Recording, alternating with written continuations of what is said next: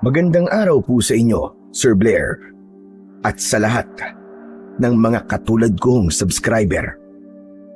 Tawagin niyo na lamang po ako sa pangalang Itoy. Ang kwentong aking ibabahagi ay nangyari nung 13 taong gulang pa lamang ako. Nakatira kami ng payapa sa isang baryo. Isang simpleng magsasaka ang tatay ko. Pero nagkaroon kami ng malaking problema nang dumating ang isang gahamang mayaman sa aming lugar. Kinuha nila ang mga lupang matagal na naming pinagyayaman. Wala kaming nagawa kundi ang lumikas at maghanap ng ibang matitirhan. Doon ko napatunayan na ang mga taong ganito, silang mayayaman na nilamon na ng kasakiman, ay parang mga buhay na halimaw. Hindi lang kabuhayan namin ang kanilang kinuha. Pinatay din nila ang dignidad at pati na ang aming pag-asa. Para silang mga linta na habang lalong yumayaman ay lalo ring nagiging uhaw sa dugo ng mga maliliit na tulad namin. Naging hamon sa amin ni tatay ang nangyaring yun sa aming buhay. Pero sa kabila ng lahat, hindi kami nawalan ng pag-asa. Muli kaming bumangon. Lumipat kami sa bundok na ayon sa aking ama ay dating tirahan ng mga kalahi naming katutubo. Ito ang kumanlong sa amin at nagbukas ng pagkakataon para makapagsimula kami ulit. Muli, ako po si Itoy at ito ang aking kwento. Tay, pwede bang dahan-dahan lang? Pagod na po ako magtulak nitong kariton natin eh. Malayo pa po ba tayo? Medyo malayo pa, anak. Hindi pa nga tayo nakakalampas sa bakuran ni Don Ricardo. Abay, kailangan natin magmadali bago tayo abutan ng dilim sa daan. Pero tay, kahit sandali lang pahinga muna tayo dun sa lilim. Alam ko po pagod ka na rin. Tiisin mo muna, Itoy. Kailangan makalayo tayo sa asyenda. Kapag tumigil tayo rito, baka maisipan pa ng mga tauhan niya na balikan tayo at kunin ang mga gamit natin. Sa bagay. Pero tay, bakit po ba sila ganun? Bakit po nila kinuha ang lupa natin ng ganun-ganun lang? Bakit hindi niyo po pinaglaban, tay? Wala tayong magagawa, anak. Wala tayong katibayan na sa atin ang lupang sinasaka natin. Hindi talaga sa atin yun. Paano hindi naging sa atin? Eh di ba ang tagal na po ninyong sinasaka yun? Saka lumaki na po ako dito. Eh sila, kailan lang naman dumating dito? Tapos, sa kanila na kagad yung lupa? Paano po nangyari yun? Wala kasi tayong titulo, anak. Hindi tulad nila. May pinanghahawakan sila. Sila ang may karapatan sa lupang yon. Kaya lilipat na po tayo sa bundok. Eh tay, wala na ba talaga tayong ibang malilipatan? Natatakot po kasi ako sa bundok eh. Dahil alam nyo, sabi ng mga kalaro ko, may mga multo at aswang daw po doon. Sabihin na natin na meron ng mga aswang at multo doon. Pero hindi sila ang dapat nating katakutan. Mas mapanganib ang mga taong buhay. Katulad po ba ni na Don Ricardo? Huwag ka na magbanggit ng pangalan, anak. Basta magtiwala ka. Mas magiging maayos tayo sa pupuntahan natin. Eh paano po tay? Kung meron na naman pong mang-agaw ng lupa natin doon, baka pag nakapagpatubo na po tayo ng mga tanim doon, may magsabi na naman po na sa kanila po ang bundok. Aba, malabong mangyari yon. Hindi magkakainteres ang mga tulad nila sa mga lupang tago at malayo sa kabiasnan. Ligtas tayo ron. Talaga po? Oo naman. Kaya huwag ka na mag-alala. Doon sa bundok, magpapatayo tayo ng sarili nating kubo. At kapag nakapagkaingin na tayo, sisiguraduhin kong walang makakaagaw nun sa atin. Malapit na kaming makalampas sa dulo ng mataas na bakod ng asyenda Nang makarinig ako ng ugong ng sasakyan, lumingon ako at tumapat sa amin ang isang makintab na kotse. Bumaba ang bintana nito at lumitaw ang muka ni Doña Hermana, ang asawa ni Don Ricardo. Oh, nandito pa pala kayo mag-ama. Saan ang punta niyo? Babalik na ba kayo sa lungga niyo sa itaas? Oo, aalis na kami. Dahil kinuha niyo ng lupa namin. Aakyat na lang kami sa bundok. Anong kinuhan sinasabi mo? Hoy, para sabihin ko sa iyo, hindi yung kinuha. Binawi lang. Malaki ang pagkakaiba nun, mga mangmang. Hindi ho kami mga mangmang. Huwag naman kayong magsalita ng ganyan. At bakit? Totoo naman Pati ang anak mo. Wala kayong utang na loob. Ang tagal ninyong pinakinabangan ng lupa namin. Tapos sasabihin mo kinuha? May utang na loob ho kami. Pero sabi niyo nun, hanggat masipag kaming nagtatanim, ay may matitirahan kami. Magdadalawang taon pa lang mula nang lumitaw kayo. Heto't pinalayas niyo na kagad kami. At sumagot ka pa talaga. Yung kaperasong palay na ibinibigay ninyo, barya lang sa amin yon. Pasalamat ka nga. At pinalayas lang namin kayo, imbis na pagbayarin sa upa mula nang gamitin ninyo ang lupa ng walang pahintulot namin. Ano kanyo? Upa? Oo. Akala nyo ba may libre pa ngayon? Magpasalamat ka at pinalayas lang kita. Kung magbago kaya ang isip ko at idemanda ko kayo para pagbayarin sa lahat ng utang ninyo.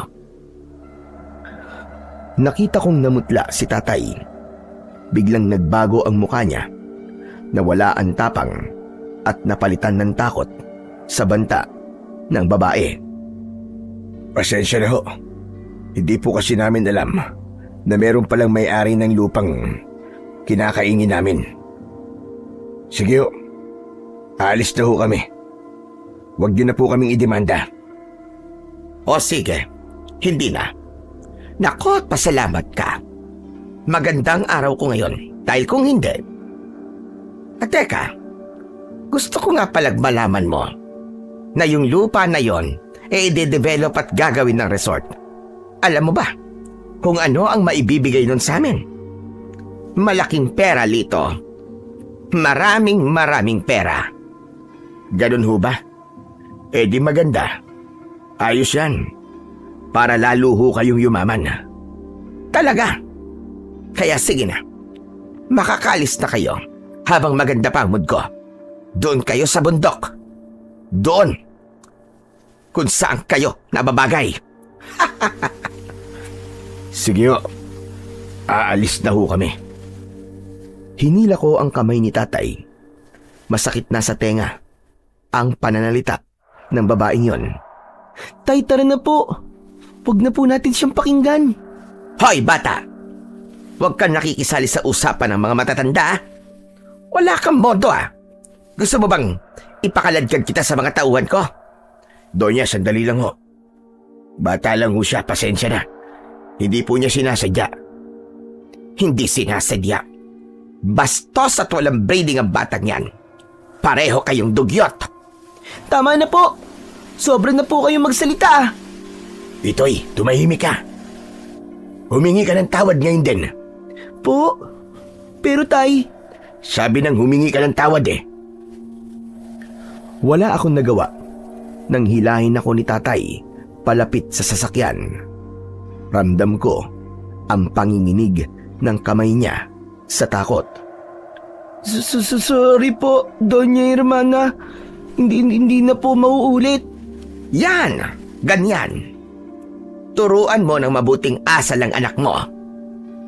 Teka! Nanlamig ako nang mapansin kong napatingin siya sa mga nakasupot na gamit namin na nasa kariton. Natakot ako na baka pati ito ay kanyang pagdiskitahan at hindi nga ako nagkamali. Ano yung mga dala nyo? Bakit parang may nakita akong mga buto na dala ninyo dyan sa inyong kariton? Saan galing yan? Sa lupa namin?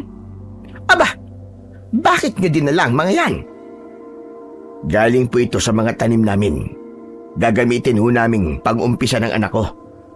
Sa akin yan. Hindi pwedeng dalhin nyo ang lahat ng bagay na galing sa lupa ko. Ibalik nyo yan sa akin. Mga magnanakaw talaga kayo. Agad na inutusan ng babae ang kanyang mga tauhan na nasa loob ng kanyang sasakyan. Hala, sige. Kunin nyo ang mga sako na yan. Lahat ng galing sa lupa namin kunin ninyo. Nanlamig ako habang pinapanood silang bumaba. Walang pasubali nilang hinalughog ang aming kariton. Yung mga buto na matyaga naming inipon at pinatuyo ni tatay. Mga buto ng pakwan, mais, sitaw at iba pa na inaasahan naming itatanim sa bundok ay marahas nilang kinuha. Halos madurog ako nang makita kong nilalamutak nila ang mga gamit namin at inihahagis pa sa putikan ang iba. Nakikiusap ako sa inyo, tama na ho. Huwag niyo pong kunin ang mga buto. Yan na lang po natira sa amin. Ngayon ko lang nakitang ganoon si tatay. Halos lumuhod siya sa harap ng sasakyan. Nakahawak sa pinto at panay ang pakiusap sa matandang babaeng walang puso. Pero si Doña Hermana, parang wala siyang naririnig.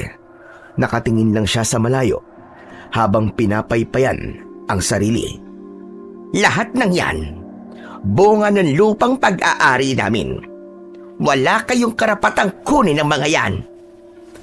Gusto kong sumbatan ang Donya. Gusto kong bawiin yung mga buto. Pero naisip ko na baka lalo lang lalala ang sitwasyon namin mag-ama. Masakit na sa akin na makitang pati ang dangal ni tatay ay unti-unti na ring natatapon sa kalsada kasabay ng mga gamit namin. Wala kaming nagawa. Humarap ulit siya sa amin.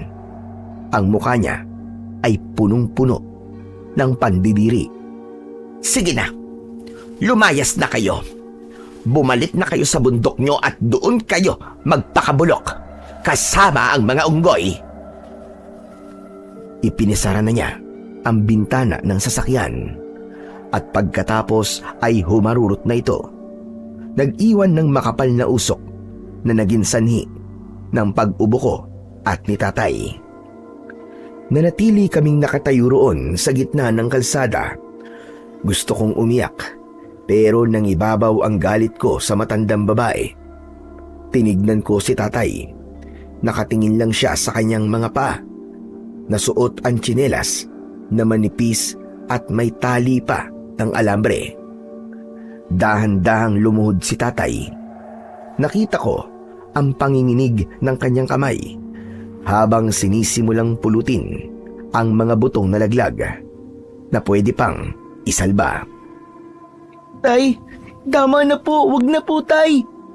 Kailangan natin to, Itoy. Kahit ito lang ang itira natin, mabubuhay tayo. Hindi pwedeng wala tayong itatanim pagdating doon sa itaas. Lumuhod na rin ako sa tabi niya. Gamit ang mga daliri ko, unti-unti kong pinulot na rin ang bawat butil na nalaglag sa lupa. Pakiramdam ko noon, bawat butil na napupulot namin ay parang piraso ng aming dangal na pilit naming binubuo. Masakit sa akin na makita si tatay ng ganun. Siya ang lalaking hinahangaan ko noon bilang siyang pinakamalakas. Pero ngayon ay nagkukumahog sa gilid ng kalsada para sa ilang pirasong buto na nalaglag. Bakit ganun sila, tay? Bakit pati mga to kailangan nilang sirain at kunin? Talagang ganun, anak. Mga katutubo kasi tayo. Mababa ang tingin nila sa mga katulad natin. Akala nila mahihina tayo. Akala nila kapag wala sila, magugutom tayo. Ganun kataas ang tingin nila sa kanilang mga sarili. Tumayo si tatay at pinagpag ang kanyang maduming pantalon. Inilagay niya ang napulot naming mga buto sa isang maliit na telang sisidlan na hindi nakuha ng mga tauhan ni Doña Hermana. Pero mali sila. Hanggat may lupa tayo mabubungkal at pagtataniman, hindi tayo matatalo kailanman. Binungat ulit ni Tatay ang sako. Tapos ay tumingin siya sa bundok na tila naghihintay sa amin. Tara na anak, iwanan na natin ang lugar na ito. Muli, dahan-dahan kong itinulak ang mabigat naming kariton. Medyo nanginginig pa nga ang mga bisig at binti ko, pero hindi na ako huminto. Lumayo kami sa sementadong kalsada at pumasok sa isang makitid na daan na puno ng matataas na damo. Ilang saglit pa ay narating na namin ang paanan ng bundok. Masukal ang paligid. Agad na inilabas ni Tatay ang kanyang mahabang panabas at sinimulan niyang linisin ang mga matataas na damo. Madilim na nang natapos si Tatay. Nagsindi na siya ng sulo. Isinabit niya ito sa katawan ng isang puno. Tapos ay nag-ipon siya ng mga tuyong damo at sanga. At nang makahanap ng patag na bahagi, doon siya gumawa ng siga. Dito na tayo magpapalipas ng gabi, Itoy. Dito po tayo matutulog. Hindi po ba kayo natatakot, Tay? Paano po kung may bigla po lumabas dyan na kung ano sa dilim? Ano naman lalabas dyan? Kung ang tinutukoy mo ay mga ligaw na hayop, wala kang dapat ikatakot, anak. Kasi takot ang mga yun sa apoy. Hindi sila lalapit sa atin. Paano po kung multo? O kaya mga aswang? Huwag kang matakot. Kasama mo naman ako . Hindi kita pababayaan. Saka alam mo, nung bata pa ako, ganitong-ganito ang buhay namin ng lolo mo. Ganito po? Wala po kayong bahay? Meron. May maliit na komunidad kami. Doon sa itaas ng bundok. May mga kasama kaming kapareho natin. Pero ang sinasabi ko, ganito kami noon ng lolo mo. Kasi sinasama niya ako para mangaso. Sa gubat na kami natutulog paminsan-minsan. Talaga po? Sumasama po kayong mga aso? Pero hindi ba kayo natatakot na baka kainin kayo ng mga hayop? O kaya maligaw po kayo sa gubat? Hindi kami natatakot. Kabisado kasi namin ang gubat nun. Saka, bakit ka matatakot sa biyaya ng gubat? Biyaya po ang mababangis na hayop, Tay. Hindi sumagot si Tatay. Pero alam kong seryoso siya. Lalo akong naging curious sa naging buhay nila noon bago sila bumaba sa kapatagan. Tay, sa tingin niyo po ba mas magiging okay po ang buhay natin dito kaysa po dun sa baryo? Oo naman, anak. Sa baryo kasi, lagi tayong tinitig ng iba. Pero dito sa gubat, lahat tayo rito pantay-pantay sa harap ng kalikasan. Sayang nga lang, at hindi na natin kasama ang ating mga katribo. Ang saya ng buhay namin noon. Napakasayan talaga. Kung masaya naman pala, Tay, bakit po kayo umiwalay sa kanila? Bakit niyo po naisipang makisalamuha po sa mga taga-ibaba? Huminga ng malalim si Tatay. Kumuha siya ng patpat at tahimik na inayos ang mga nagbabagang kahoy sa siga bago muling nagsalita. Hindi namin ginustong umalis, anak. Napilitan lang kami. Nung bata pa ako, maganda at sagana ang komunidad namin. Pero may mga dumating na mga illegal logger. Sinira nilang bundok. Pinutol nila ang mga naglalaki ang mga puno. Naging kalbo at mainit ang lugar namin simula nun. Tapos minsan, napadpad sila sa mismong komunidad. Pinalayas kami sa lugar namin. Hindi niyo po sila pinigilan? O ng mga matatanda po sa inyo? Wala kaming laban, anak. May mga dala silang baril na mahaba. Marami sa amin ang natakot. Ang iba, mas piniling pumasok sa pinakamatarik na bahagi ng bundok. At kami naman ng lolo mo at ng ibang pamilya, naisip namin na baka mas ligtas sa ibaba. Ang buong akala namin, kung bababa kami sa baryo at magtatrabaho ng mahusay doon, ay magkakaroon kami ng tahimik na buhay at hindi na kailangan magtago. Naging tahimik po ba? Hindi nga eh. Ilang beses din kaming nagpalipat-lipat ng lugar hanggang sa napadpad kami sa baryo natin. Yung lupa na yon, puno pa noon ng mga matataas na damo at mga kawayan. Pinagtiyagaan namin ng lolo mo na linisin yun para magamit. Hindi naman namin alam na meron palang may-ari ng lupa na yon. Sa tingin niyo po, Tay, si Don Ricardo po ba talaga ang may-ari? Paano naging kanya po ang lupang pinaghirapan niyo? Hindi ko rin alam, anak. Wala tayong alam sa batas at wala tayong malipatan.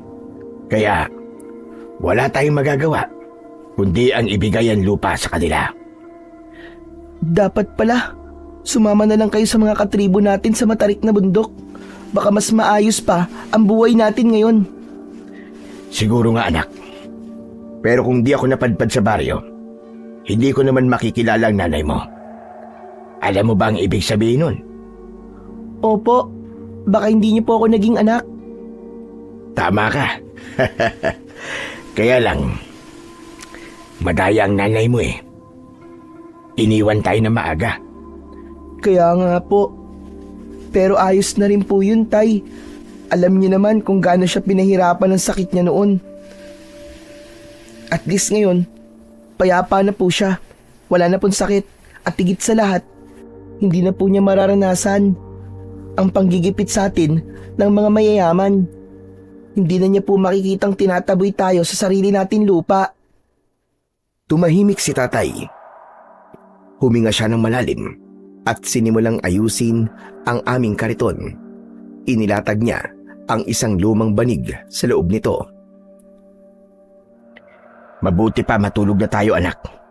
Medyo lumalalim na ang gabi. Kailangan natin bumawi ng lakas para bukas. Heto, nakaanda ng tulugan mo. Halika na rito, anak. Po, kayo, Tay, saan po kayo matutulog? Dito na lang ako sa labas para mabantayan kita at ang mga gamit natin. Sige na, pumasok ka na rito sa loob para maging komportable ka. Kumuha si tatay ng ilang pirasong karton at inilatag sa mismong lupa sa tabi ng gulong ng kariton. Humiga siya ng dahan-dahan at ginawang unan ang sariling braso. Humiga na rin ako sa loob ng kariton at ilang sandali pa, nakatulog na din ako. Paggising namin, hindi na kami nag-aksaya ng oras. Nagsimula na kaming maghanap ng mga materyales sa gagawin naming kubo. Pero hindi naging madali yun. Kailangan ng sipag at tiyaga sa pagtatrabaho. Hindi rin naging madali ang buhay namin sa mga araw na yon. Nabuhay kami sa mga bungang kahoy at sa saging para makaraos. Siguro ay inabot kami ng halos 2 o 3 linggo bago namin natapos ang munti naming kubo. Sa wakas natapos din. Ang ganda po ng kubo natin, Tay. Salamat naman at hindi na ako sa kariton matutulog mamayang gabi. O diba? Sabi ko naman sa'yo, matatapos din natin ito. Kaya nga po eh. Sulit din talaga ang lahat ng pangangati at pagtitiis natin sa mga baging. Aba, oo naman.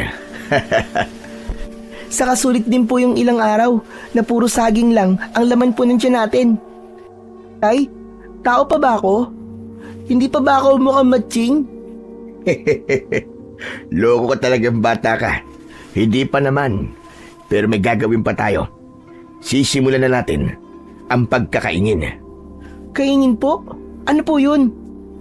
Paraan yun ng paglilinis ng lupa, anak. Puputulin natin ang mga damo at matataas na talahib dyan sa paligid. Tapos ay tutuyuin at susunugin natin. Susunugin po? Hindi po ba delikado yun? Mag-iingat naman tayo, anak. Babantayan natin yon. At kapag naihanda ng lupa, pwede na nating tamnan ng mga gulay, tulad ng sitaw, mais at iba pa. Kapag namunga na mga yon, hindi na puro saging lang ang kakainin mo. Yun! Ayos yun, Tay. Sa wakas, makakakain na rin po tayo ng totoong pagkain. Bakit, anak? Totoong pagkain din naman ng saging, ah. O basta, tutulungan mo ako bukas, ha? Opo, Tay. Asahan niyo po yun. Kinaumagahan, maaga kaming nagising ulit ni tatay. Medyo masarap ang naging tulog ko kagabi dahil sa loob na kami ng kubo na tulog ni tatay. Hindi na masakit ang likod at mga paa ko dahil malaya ko na itong naiunat. At alam ko, ganun din ang pakiramdam ni tatay. Masigla siyang kumilos at palaging nakangiti. Masaya naming kinain ang huling piling ng saging na natira namin. At pagkatapos na kumain, agad na kaming naganda. Inilabas ni tatay ang kanyang panabas at binigyan naman ako ng isang mas maliit na gulok. O ito'y, daan-daan sa paggamit niya na. Ang tatabasin lang natin ay yung mga matataas na talahib at maliliit na palumpong. Opo, Tay. Agad kaming naglakad ni tatay patungo sa bahagi ng bundok na napili niyang linisin. Hindi naman ito kalayuan sa aming kubo, pero kakaumpisa pa lang namin ay naramdaman ko na ang hirap. Ang katipalali tayo sa balat. Masasanay ka rin dyan, anak. Sa una lang yan. Kapag pinagpawisan ka na ng gusto, hindi mo na mapapansin ang kate. Sige na, simulan mo na riyan sa gilid. Ipunin mo sa gitna ang mga matatabas mo para mabilis matuyo. Ilang oras kaming nagtrabaho sa ilalim ng init ng araw. Nakakapagod at nakakaubo ang alikabok mula sa mga talahib.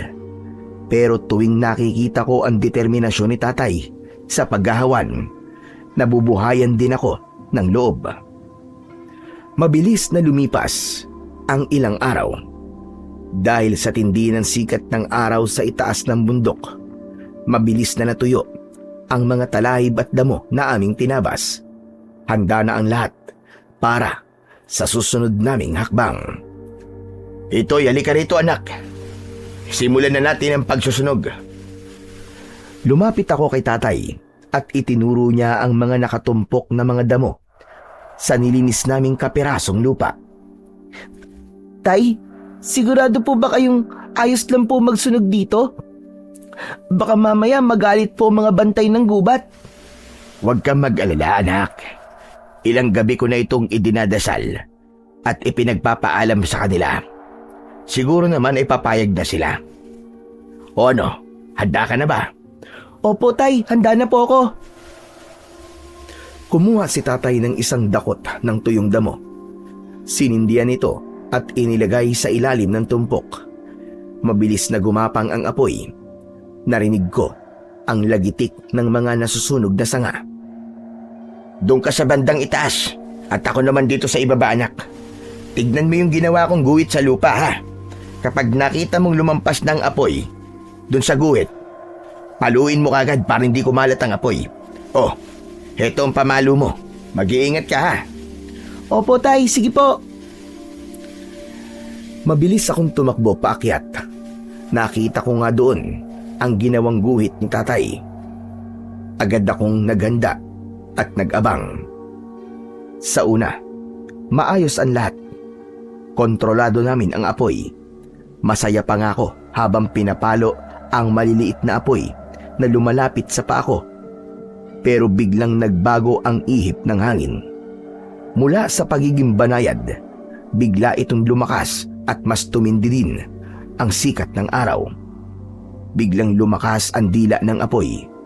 May lumipad din at nalipat sa kabilang bahagi doon sa parte na hindi pa namin nalinisan ni tatay at puno yun ng mga tuyong talahib. Tay, tumalon po yung apoy sa kabila! Napalingon si tatay. Nanlaki ang mga mata niya nang makita ang mabilis na paggapang ng apoy sa tuyong mga damo. Naku po, Itoy. Kumuha ka ng mas malaking sanga. Bilisan mo. Kailangan natin patayin yan bago umabot sa mga puno. Tumakbo ako at kumuha ng sanga ng ipil-ipil. Hinampas ko ang apoy, pero dahil sa lakas ng hangin, lalo lang itong lumalaki. Ang init ay dumikit sa mukha ko at napaubo na din ako dahil sa kapal ng usok. Tay, hindi ko na po kaya! Ang init po! Huwag kang tumigil. Kumuha ka ng lupa. Hagisan mo. Nagmamadaling naghagis si tatay ng lupa gamit ang kanyang mga kamay. Ginaya ko siya. Nagkukumahog kami. Pero bigo kami. Gumapang ang apoy pataas, papunta sa mas masukal na bahagi ng gubat. Tay, masusunog po ang gubat! Natatakot na po ako! Diyos ko. Hindi ganito ang plano ko. Hindi ganito. Tay, paano na po yan? Mas lalo na po lumalaki ang apoy. Ano pong gagawin natin? Halika na. Wala na tayong magagawa, Itoy. Buwaba na tayo. Baka makulong tayo sa apoy. Dali. Atras na tayo. Umatras ako. Nanginginig na ang tuhod ko. Nakita ko pa ring lumalaban si tatay, pero masyado na talagang malakas ang apoy. Galit na galit ito na parang halimaw na nilalamon ang lahat ng madaanan nito. Natakot ako ng gusto dahil hindi lang ang pangarap naming bukid ang mawawala, pati na ang buong bundok. At siguradong kami ang sisisihin ng mga tao sa ibaba. Tumigil na si tatay. Nakita kong ibinaba niya ang kanyang mga kamay. Alam kong naubusan na siya ng lakas at paraan. Ang apoy ay masyado nang malawak. Lumapit siya sa akin. Punong-puno na ng uling at dumi ang kanyang muka at katawan. Hinawakan niya ang balikat ko at pinaluhod sa lupa. Magdasal tayo, anak. Wala na tayong magagawa, kundi ang humingi ng tulong sa itaas at sa mga bantay ng gubat. Opo, Tay. Nakaluhod kaming dalawa. Pumikit si tatay at nagsimulang magdasal. Pero hindi ko napigilan ang sarili ko na magsalita at magambala ang kanyang pagdarasal. Tay, kasalanan ko ba to? Hindi ko po kasi nabantayan ang apoy na maayos. Hindi, anak. Aksidente ito. Walang may gusto na nangyari. Magdasal ka. Humingi ka ng tawad sa kagubatan. Pumikit ako ng mariin at nagdasal ng taimtim. Ramdam ko sa harap ko yung init na nanggagaling sa sunog. Panginoon, at maging sa mga espiritu dito sa bundok, sa mga santo, lahat na po kayo tatawagin ko, parang awa niyo na po. Huwag niyo pong hayaang masunog po ang bundok. Wala na po kaming ibang mapupuntahan. Gusto lang po naming mabuhay. Patawarin niyo po kami. Parang awa nyo na. Huwag ninyong bawiin ang kaisa-isang bagay na meron kami. Maawa ho kayo sa anak ko. Bigla akong nagmulat ng aking mga mata nang makaramdam ako ng malamig na simoy ng hangin.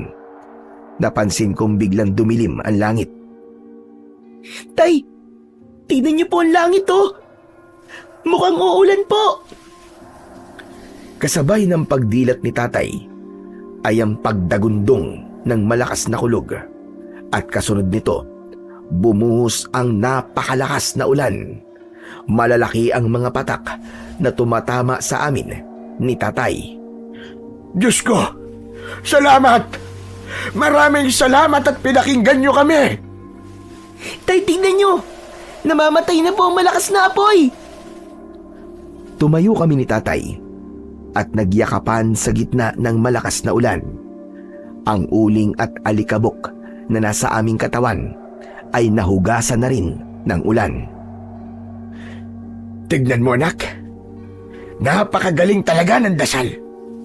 Makapangyarihan talaga. Isang himala ang pangyayaring ito, Itoy. Kaya nga po, Tay, ang galing.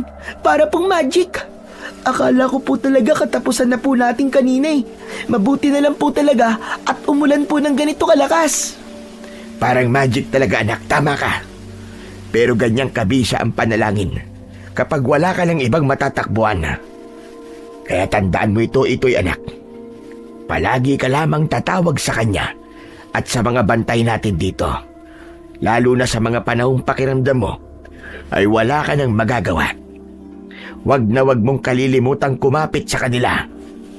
Manampalataya ka lang anak. Opo tay, hindi ko po makakalimutan to. Akala ko po kanina, galit na po sa atin ang mga bantay ng bundok, kaya lumaki po yung apoy. Pero po nung biglang umulan, naisip ko na binabantayan po talaga tayo. Tama ka. Sinubukan lang tayo. Pero hindi tayo pinabayaan. Tignan mo ang paligid ito'y. Nawala na talaga yung mga apoy. Pati mga baga. Ang natira na lang ay tumbasan lupa na punong-puno ng abo. Alam mo ba na napakataba niya para sa mga butong itatanim natin? Talaga po? Ibig bang sabihin yan ay tutubo po ng mabilis sa mga itatanim nating mais at sitaw dito po? Oo anak. Tignan mo. Parang tinulungan pa nga tayo ng langit para ihanda ang lupa para sa mga buto. Excited na po ako magtanim, tay. Naku, wag muna ngayon. Mabuti pa bumalik na tayo sa kubo at magbihis. Kailangan na din muna nating magpahinga. Halika na anak. Inakbayan ako ni tatay at sabay kaming lumusong sa maputik na daan pabalik sa aming kubo. Pagdating sa kubo, agad kaming nagpalit ng tuyong damit. Nang matapos ay sumandal ako sa dingding at pinanood ang ulan mula sa maliit naming bintana. Napakasarap sa pakiramdam ng katahimikan pagkatapos ng lahat ng gulo kanina. Ilang sandali pa ay di ko namalayan na nakatulog ako. Marahil ay dahil sa pagod at lamig ng paligid. Kinabukasan, medyo madilim pa nang magising ako. Nakita ko si tatay na nagbibihis at nakapaibabaw sa upuang kawayan ang kanyang malaking bayong. Tay, saan po kayo pupunta? Bababa muna ako sa baryo anak para mamili ng mga gamit natin at konting mga buto. Bibili po kayo ng pagkain? Oo, bibili na rin ako ng pagkain kasi panay na ang reklamo mo Saka kailangan nating magpalakas para mas marami tayo matrabaho dito sa bukid. O siya anak, paano? Aalis na muna si tatay ha. Ikaw nang bahala rito. Hindi po ba ako pwedeng sumama, tay? Hindi na muna anak. Nagmamadali kasi ako. Dito ka na lang muna. Magpahinga ka lang. Sige po, mag-iingat po kayo. Umalis na si tatay. Naiwan akong mag-isa sa kubo. Habang wala siya, naglinis ako ng kubo. Inayos ko ang aming mga gamit at kumuha na rin ako ng ilang tuyong kahoy sa silong para sa panggatong namin mamaya. Inayos ko yun sa ginawa naming lutuan ni tatay. Bandang tanghali, nang matanaw ko si tatay na pabalik na. Medyo hirap siya sa pagbibitbit ng bayong, kaya alam kong marami ang laman nun. Nasabik ako bigla. Agad ko siyang sinalubong para tulungan sa mga dala niya. Salamat naman po, tay, at nakauwi na po kayo. Kanina pa po ako nag-aabang sa inyo eh. Tay, ano po yung dala nyo? May tinapay po ba kayong binili? Gutom na po ako eh. Oh, bakit hindi ka pa kumain? Hindi pa po eh. Ubus na po kasi yung saging. Wala na po akong makitang ibang makakain eh. Oo nga pala no. Pasensya ka na't nakalimutan ko. Nalipasan ka tuloy ng gutom. Kaya nga po eh, pero ayos lang po yun. Kaya ko naman puntisin. Naku, huwag kang magtitiis-tiis dyan. Dahil may sorpresa ako sa'yo. Eto, dumaan ako sa karinderya kanina. Bumili ako ng mainit na kanin at paborito mong ulam. Wow! Adobong baboy! Ang bango naman yan, tay. Maraming salamat po ah. Tamang-tama, mapaparami po ang kain ko nito. Sulit ang paghihintay.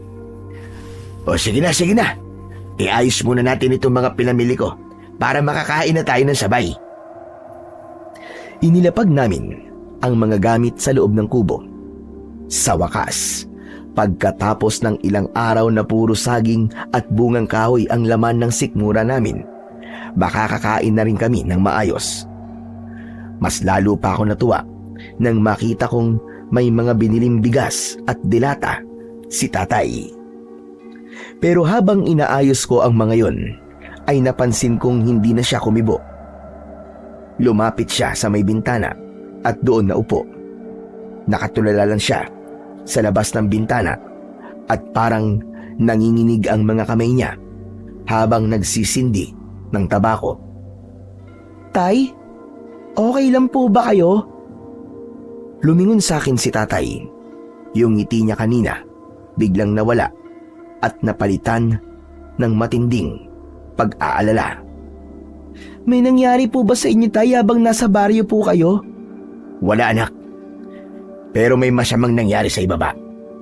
Habang papunta ako sa palengke, napadaan ako dun sa may tulay sa may ilog. Maraming taong nagkakagulo. Bakit po, tay? May aksidente po ba? May nalunod? Sana nga'y aksidente na lang, anak. Pero hindi. May mga patay na tao na natagpuan doon sa pampang. Parang itinapon doon kagabi. Talaga po? Sino po may gawa nun? Kilala niyo po ba yung mga patay? Hindi, anak. Hindi ko sila kilala. Pero nakakaawa sila. Hindi ko makalimutan yung itsura nila. Hindi lang sila basta pinatay. Masahol pa sa hayop ang ginawa sa kanila. Anong ibig niyo pong sabihin, tay? Bakit niyo po nasabing masahol pa po sa hayop? Wakwak ang tiyan nila. Mula sa dibdib hanggang sa puson. Pero mas nakakatakot, wala na silang lamang loob. Bakante ang loob ng katawan nila na para bang sadyang kinuha o kinain ng kung anong nilalang. At ang nakapagtataka pa, malinis ang pagkakahati. Tapos wala man lang ni isang patak ng dugo sa paligid o sa katawan ng mga biktima. Sabi nga ng mga tao doon, imposible daw na tao ang may gawa nun. Nabitiwan ko ang hawak kong dilata. Gumulong ito sa sahig at hindi ko nagawang pulutin dahil sa matinding pagkabigla. Tay, aswang po ba? Yun ang sabi nila. Pero sa tanda ko na to, hindi pa ako nakakakita ng totoong aswang sa buhay ko. Pero ngayon lang din ako nakakita ng ganong klase ng pagpatay. Hindi ko tuloy maisip kung totoo ba o hindi ang mga aswang. Sabi po ng mga kalaro ko, meron daw po talaga mga aswang, tay. Lumalabas sila kapag gabi, lalo na po kapag kabilugan ng buwan. Naghahanap po sila ng mga tao na pwede po nilang maging biktima. Tapos, kakainin po nila ang atay at puso. Kung may mga aswang nga ba sa baba, mas lalo tayong dapat na mag-ingat dito. Baka mamaya ay matuntun nila ang lugar natin. Natatakot po ba kayo sa aswang, tay? Hindi, anak. Pero natatakot ako para sa'yo at sa kaligtasan mo. Huwag po kayong mag-alala, tay. Magdasal na lang po tayo para sa proteksyon po natin. Sabi niyo nga po, di ba? Binabantayan po tayo ng mga espiritu dito sa bundok. Tama ka, anak. Mabuti't pinaalala mo sa akin yan.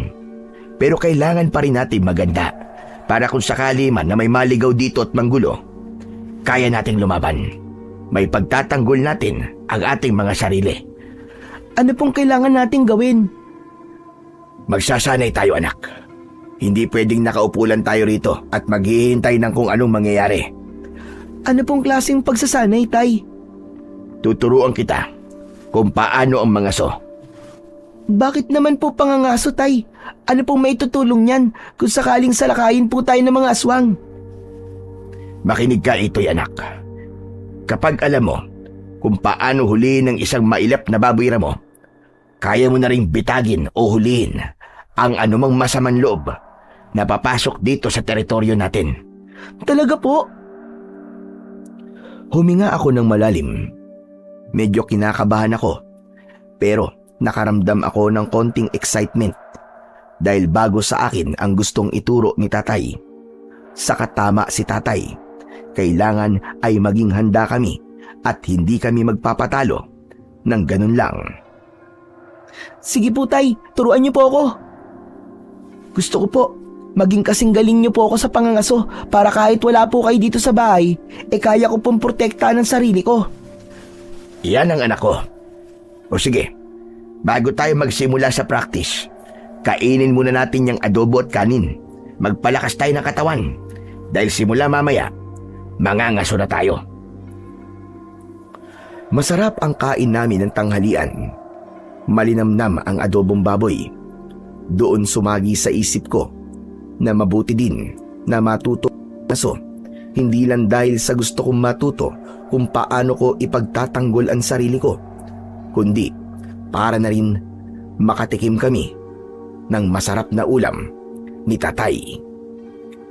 Samantala, nang matapos kaming kumain at magligpit, inayos na ni tatay ang mga supot ng buto sa ibabaw ng aming maliit na lamesa. Itatanim na natin ang mga ito, anak. Sige po tay. Bali ganito, hahatiin natin ito sa 2 batch. Yung iba, itatanim natin sa itaas at yung iba naman ay dito sa may malapit sa kubo natin. Bakit kailangan pa pong hatiin tay? Hindi ba pwedeng pagsamasamahin na lang po lahat sa iisang lugar para hindi na po matrabaho at para kapag nagdilig ay hindi po tayo mahihirapan? Hindi pwede, anak. Kailangan ay magtanim tayo sa 2 bahagi para kung sakali man na may maligaw na hayop dito at sirain ang isang bahagi, merong matitira. Dapat lagi tayo may reserba. Nang maiayos na ang lahat, kinuha na namin ang mga gamit at lumabas ng kubo. Mabuti na lang at medyo makulimlim ang langit ng mga oras na yon. Kaya naman, hindi masakit sa balat ang araw. Sinimulan naming itanim ang mga buto. Gumawa ng butas si tatay gamit ang matulis na kahoy. Maingat kong hinuhulugan ng 2 o 3 buto ang bawat butas. Natapos kami sa pagtatanim. Bandang 3:00 ng hapon. Pawisan kami pareho, pero masaya kami dahil nakikita ko ang itsura ng aming munting sakahan sa isip ko. Pero hindi pa doon natatapos ang araw.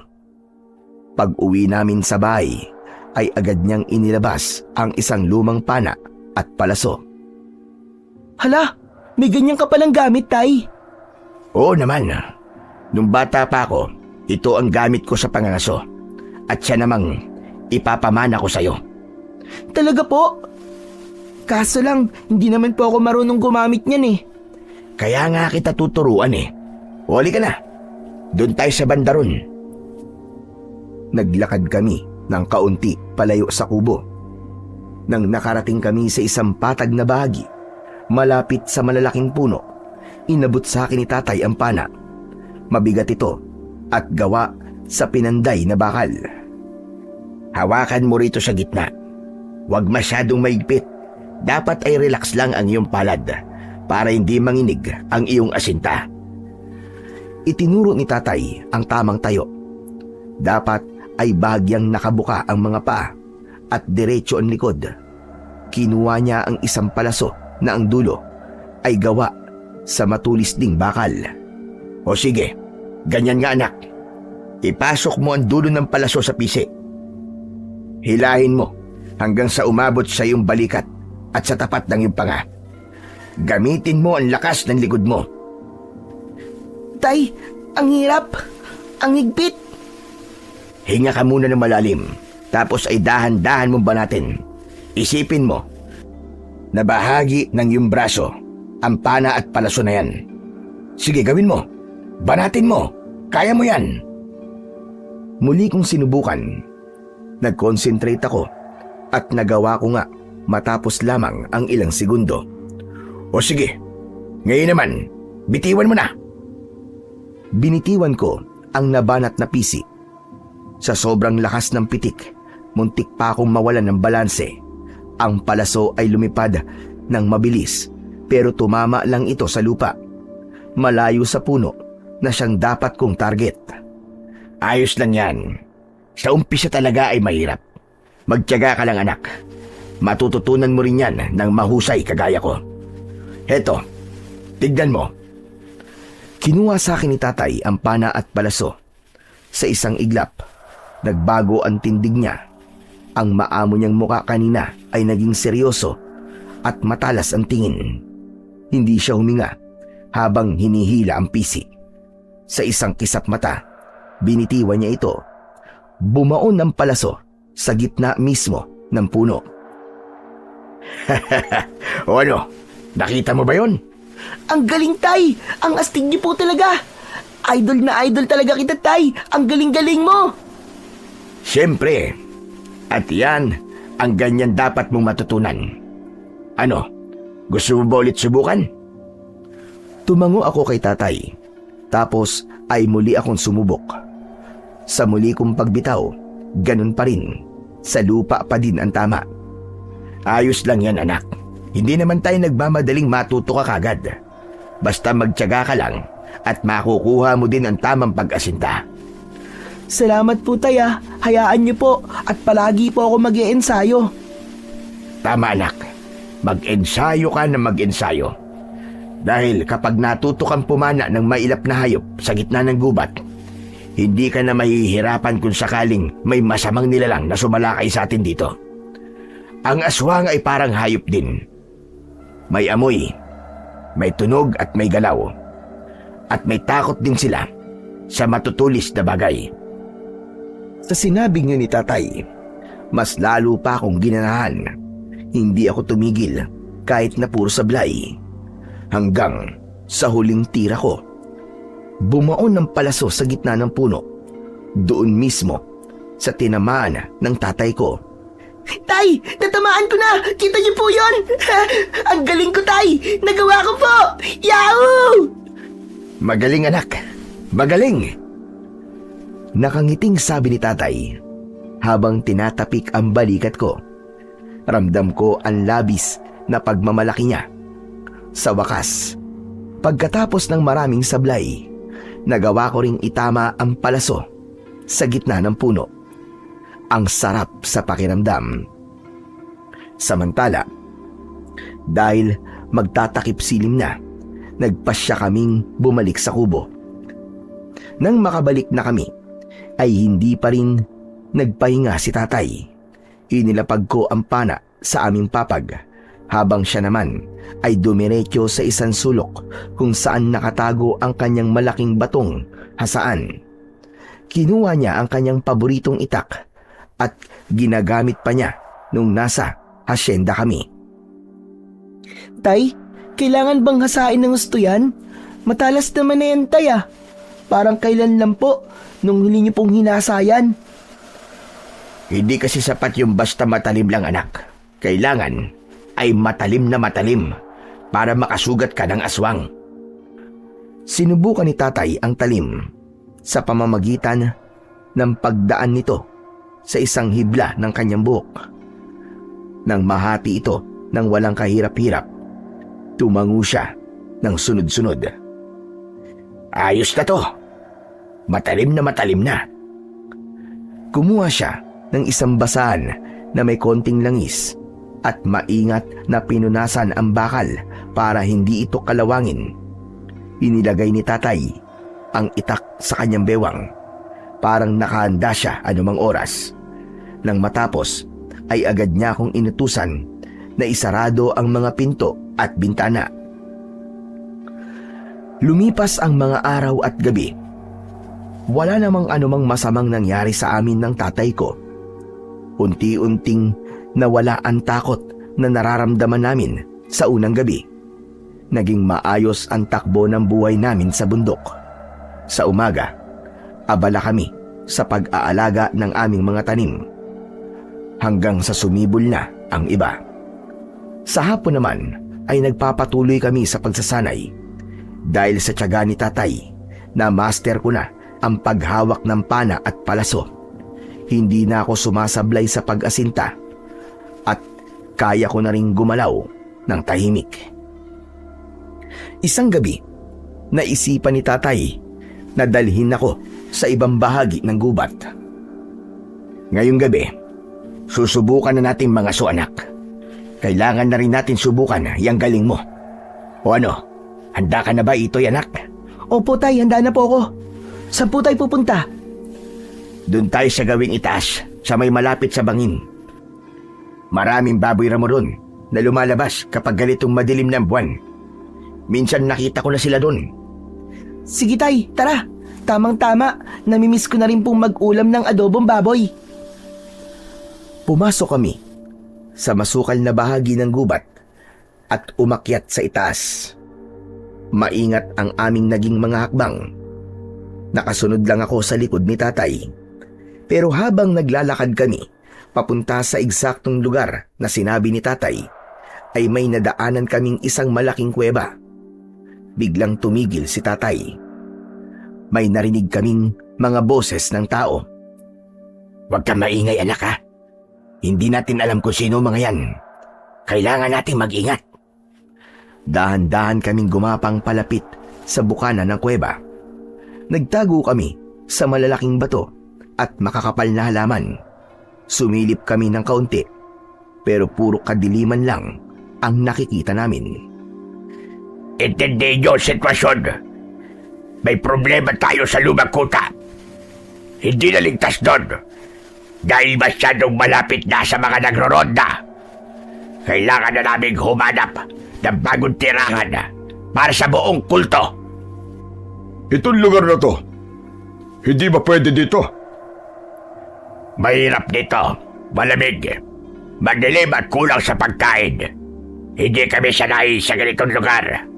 Saka paano kung matuntun kami ng tatay mo? Alam mo naman ang ginagawa niya sa mga miyembro na tumitiwalag sa kanya. Huwag kayo mag-alala. Ako bahala sa inyo. Hindi ko kayo pababayaan. O sige, ako nang bahala sa paghanap ng isang magandang lugar para sa inyo. Bigyan nyo lang ako ng ilang buwan. Pero hanggat wala pa, dito na muna kayo. Napasiksik ako sa likod ni tatay. Bakit hindi na lang kami sa inyo? Hindi maaari doon. Hindi kayo pwede sa bahay dahil baka makita kayo doon ni Ama. Malalagot tayo pare-parehas kapag nalaman niya na kinukup-kup ko mga tumiwalag sa kanyang kulto. Alam ba niya ang lugar mo? Alam ba niya kung nasa ka ngayon? Di ba? Hindi naman. Hindi niyo kilala ang ama ko. Matalino siya at hindi natin maiisahan. Sigurado ko na dahil doon sa ginawa ninyong pagpatay ay nabalitaan na nila yon at nagmamanman na sila. Kaya naman magtiis na muna kayo rito. Hahanap ako ng isang magandang pagkukutaan ninyo kung saan hindi kayo makikita ng kahit sino, lalo na ng mga tauhan ni Ama. Paano ang pagkain namin? Delikado na bumaba kami sa baryo. Magpapadala ako ng pagkain ninyo.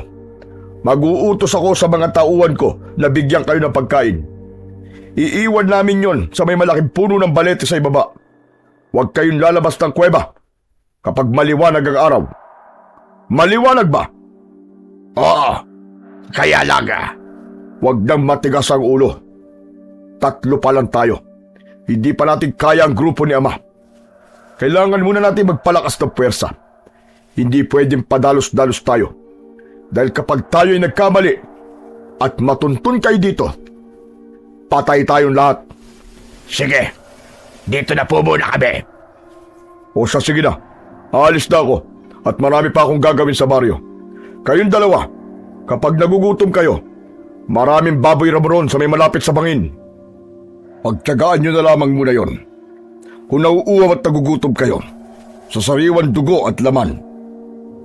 Sa pagkakataong yun, ay hinawakan ako ni tatay sa isa kong kamay. Sinenyasan niya akong umatras. Dahan-dahan lumayo kami sa kuweba ng tahimik. Hindi na kami nagpatuloy sa pangangaso, lalo't alam namin na may panganib. Alam namin na hindi mga tao ang nasa loob ng kuweba. Binilisan namin ang paglalakad at ilang sandali pa, narating na namin ang aming kubo. Tay, Sa palagay niyo po ba, sila po yung pumatay sa mga tao na tagpuan sa ilog? Posible, anak. Sila nga siguro yon. Anong gagawin natin, Tay? Baka makita po nila tong lugar natin. Kailangan nating maging mas maingat. Gagawa tayo ng mga bitag para hindi sila makalapit sa atin. Tay, baka naman mas maganda kung bumaba na po tayo para magsumbong. Hindi, anak. Narinig mo naman kanina, di ba? May kausap silang taga-baryo. Kaya hindi tayo basta-basta magsusumbong kahit kanino. Dahil hindi natin alam kung sino ang kakampi at kalaban. Tay, natatakot ako. Oh, bakit ka naman natatakot? Di ba ikaw naman na nagsabi sa akin na binabantayan tayo ng mga espiritu dito sa gubat? Tapos, di ba nga, kaya nag-iensayo tayo para sa mga ganitong pagkakataon. Eh hindi ka mag-alala kasi kaya mo na lumaban. Kaya huwag kang matakot, anak. Hanggat hawak natin ang ating mga sandata at pananampalataya, alam natin ang pasikot-sikot dito sa lugar natin. Eh lamang tayo. Tay, sino kaya yung ama na sinasabi ng lalaki? Narinig natin kanina, di ba, na malalagot daw sila kapag nalaman nung ama niya na kinukup niya yung mga tumiwalag sa kulto? Sigurado ko, anak, na malaking tao yon sa baryo o kaya sa bayan. Pero hindi natin alam kung sino. Ang alam lang natin ay may hidwaan sila. Yung anak, nagtatayo ng sariling kuta niya rito sa itaas na hindi alam ng ama niya. Gulo yun. At kapag may gulo, ang mga makapangyarihan, laging ang mga maliliit na gaya natin ang nadadamay. Kaya nga po eh. Inayos na ni Tatay ang aming higaan. O siya, sige, matulog na tayo. Kailangan natin ng lakas para bukas. Marami tayong gagawing mga patibong. Mahirap na. Mas maigi nang may depensa tayo kung sakali mang mapadpad ang isa sa kanila dito sa atin. Tumango ako at nahiga sa banig nang maiayos na ni Tatay ang aming higaan. Pero makalipas ang ilang oras, hindi ako dalawin ng antok. Iniisip ko ang aming mga tanim. Ang mga mais at mga sitaw ay nagsisimula ng tumubo. Nag-alala ko na baka sirain na naman nila ang pinagpaguran namin ni Tatay. Tay, gising ka pa po ba? Oo, anak. Ikaw, bakit di ka pa natutulog? Yung mga tanim po natin, Tay. Sa katumbahay. Baka kunin po nila ulit. Pangako ito'y, anak. Hindi ko bibitiwan ang lugar na ito. Sa atin ito. At hindi natin ibibigay kahit kanino. Kahit anong mangyari. Kahit sino pa sila. Opo. Magdarasal na lang po ko para po sa ating dalawa. Tama yan. O sige na, anak. Ipikit mo na ang mga mata mo. Ipagkatiwala natin sa may kapal at sa mga espiritu ng bundok ang gabing ito. Huwag kang matakot. Napanatag ako sa sinabing yun ni Tatay. Muli kong ipinikit ang aking mga mata at nakatulog na ako. Kinabukasan, tinanghali na ako ng gising. Agad kong kinapa ang nasa tabi ko. Pero wala si Tatay. Bigla kong kinabahan at napabalikwas ng bangon. Sa isip ko, baka may nangyaring masama o baka bumalik siya sa kuweba ng mag-isa. Dali-dali akong lumabas ng kubo habang bitbit ko ang aking pana. Tay? Tay, nasan kayo? Anak, nandito ako. Huwag kang sumigaw. At baka marinig tayo ng mga nasa gubat. Nakita ko siyang paparating. Pawis na pawis at may pasan-pasan na kumpol ng mahahaba at matitigas na damo. Mukha itong maliliit na kawayan pero mas payat at tuwid na tuwid. Saan po kayo galing, Tay? Akala ko po kung ano na po nangyari sa inyo eh. Tsaka Tay, ano po ba yung mga dala nyo? Ibinaba niya ang pasan niya sa tapat ng hagdan namin. Ito ang tinatawag na runo, anak. Nakakita ako ng malaking kumpol sa gawing itaas habang nagmamasid-masid ako kaninang madaling araw. Runo? Aanin naman po natin yan, Tay. Gagamitin natin to sa mga gagawin natin bitag sa paligid ng ating kubo. Kumuha si tatay ng isang tangkay at ipinakita sa akin kung gaano ito katuwid. Gagawa din tayo ng mga pananda gamit ito. Itutusok natin ito sa mga madidilim na bahagi ng ating lupa.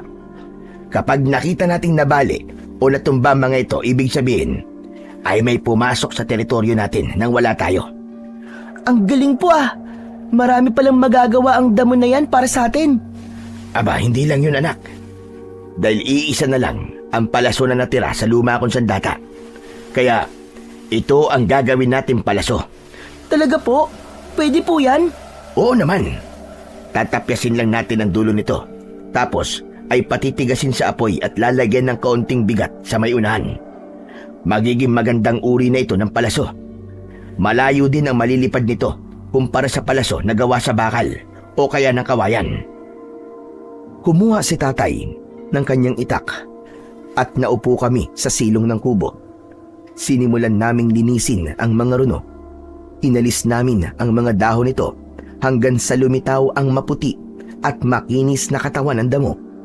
Pinutol-putol ni tatay ang mga ito sa sukat na sakto sa aking pana. Matapos putulin, dahan-dahan niyang tinaliman ang dulo ng bawat patpat. Tapos ay gumawa siya ng apoy at itinabi isa-isa ang mga ito. O ikaw naman, itabi mo lang yan sa baga. Huwag mong ididikit sa apoy ha. Hayaan mo lang na umausukan at mainitan ng baga. Sinunod ko ang utos ni tatay. Habang dinadarang ko sa init ang dulo ng runo, napapansin kong nagbabago ang kulay nito at nagiging kayumanggi. At nang hawakan ko ang mga natapos ni tatay, ramdam kong tumigas nga ang dulo nito at tumalim na parang bakal. Nang matapos ang unang 5 piraso, sinubukan namin paliparin ang isa. Halos hindi ko namalayan ang bilis ng lipad nito hanggang sa bumao nito nang malalim sa isang puno sa malayo. Napangiti ako. Mas magaan nga ito sa kamay, pero mas mabilis kaysa sa lumang palaso ni tatay. Samantala, matapos maayos ang palaso, lumapit naman kami sa paggawa ng mga bitag. Kinuha ni tatay ang mga natitirang runo. Dapat tandaan mo ang mga bitag na ito ha. Hindi pwede na ako o ikaw ang mabiktima nito. Para lang ito sa mga taong gustong pumasok dito nang walang pahintulot. Opo tay, tatandaan ko po ang mga ito. Tinulungan ko si tatay na maglagay ng mga bitag na ito sa paligid ng aming bahay. Gumawa na rin kami ng isang simpleng balatik, isang uri ng patibong na gawa sa kawayan at runo, na bibitaw kapag may natapakan na tali. Naglagay kami sa palibot ng kubo at doon sa may taniman. Siniguro namin na bawat sulok ay may nakaabang na panganib para sa sino mang magtatangkang pumasok nang walang paalam. Lumipas ang 1 buwan, ngunit wala namang nangyaring masama sa amin. Wala ding sumalakay na aswang, pero nagkaroon kami ng isang malaking problema. Ang dating malamig na simoy ng hangin ay napalitan ng kakaibang init. Nagkaroon ng tagtuyot, yung sapa na tuyo, at pati na yung bukal na pinagkukunan namin ng maiinom. Hindi maganda to, Itoy. Wala na tayong makukuhaan ng tubig. Kaya nga po eh, malaking problema po ito tay. Mamamatay po ang mga pananim natin kapag hindi po tayo nakaharap ng tubig. Bakit po kaya nangyayari to?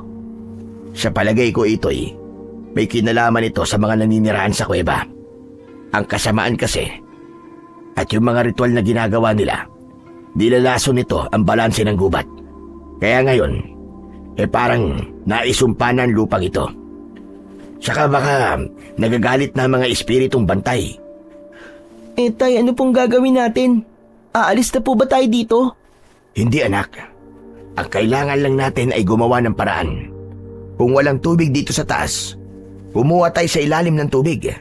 Maghuhukay tayo at gagawa ng balon. Nagdesisyon kaming magukay ng balon sa likod mismo ng aming kubo. Gamit ang lumang pala, bareta at piko, sinimulan na namin ang pagbubungkal. Mahirap. Sobrang hirap pero pinagtiyagaan namin. Ilang araw din kaming nagukay mula sa pagsikat ng araw hanggang sa paglubog. Nasa 7 araw na kami ng pag-ukay. Nasa loob kami ng malalim na butas. Halos lampas tao na din ang lalim nito. Tay, parang wala naman pong tubig dito. Ang lalim na po na nauukay natin pero wala pa rin po. Huwag kang susuko, anak. Konting tiyaga na lang. Meron yan. May bubukal din na tubig dyan. Umupo ako sa gilid ng hukay at sandaling nagpahinga. Kumuha ako ng isang dakot na lupa. Nakakatapyas ko lang. Mamasa-masa ito ng kaunti kumpara sa ibabaw. Inilapit ko ito sa ilong ko hanggang sa natigilan ako. Tay, ang bango po ng lupa. Parang amoy rosas po. Napahinto si tatay sa paghila ng timbang may lupa.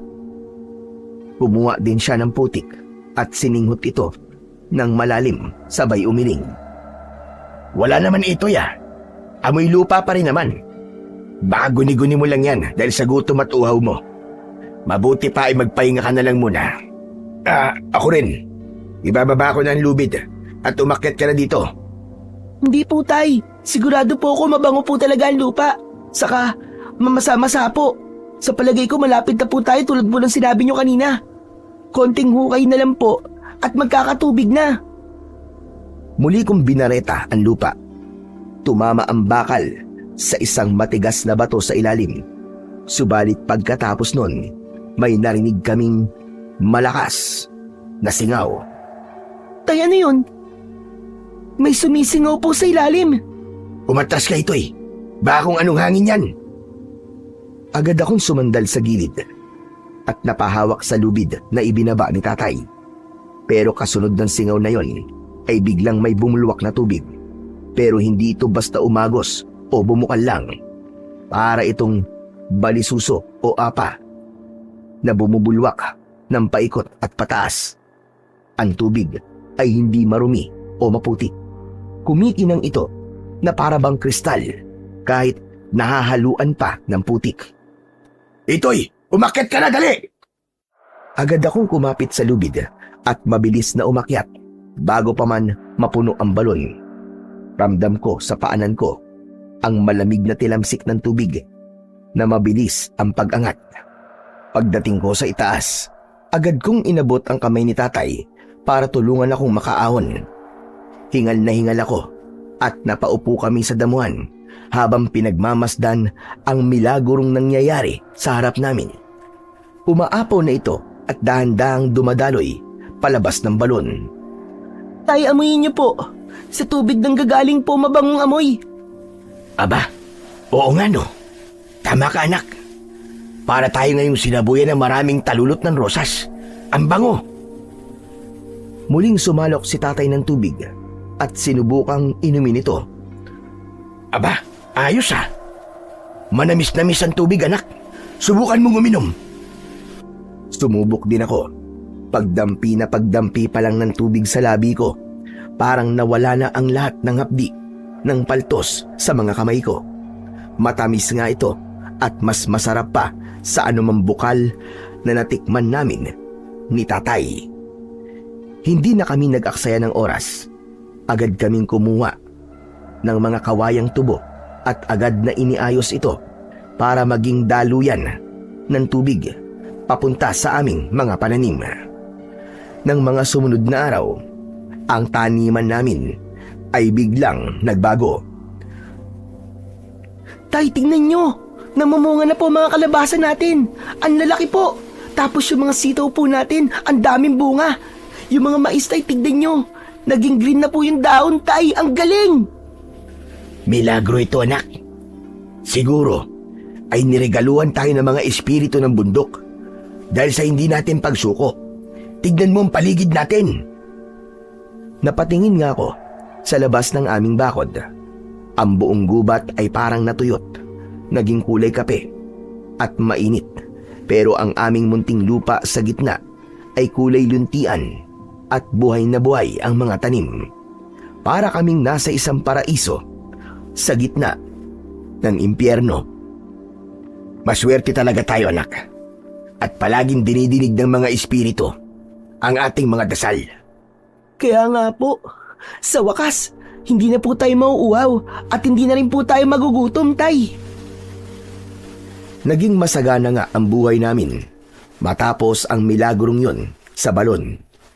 Dahil sa sobrang dami ng aming ani na hindi na namin kayang ubusin, nagpasya si tatay na panahon na para mapakinabangan ang aming pinaghirapan. Anak, mabubulok lang itong mga gulay dito. Sayang ang grasya.